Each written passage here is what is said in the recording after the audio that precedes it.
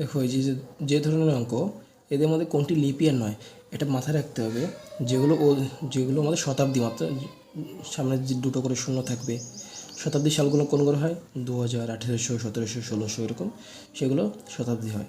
আর এমনি সাধারণ বছর 1764, 1936 এগুলো সাধারণ বছর।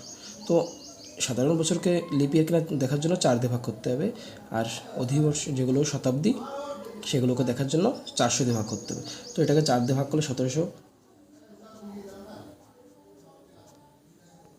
তো যদি দেখো 1764কে 4 দিয়ে ভাগ করলে মিলে যাচ্ছে, তো এটা লিপ ইয়ার। 400কে 2000 দিয়ে ভাগ করলে মিলে যাচ্ছে।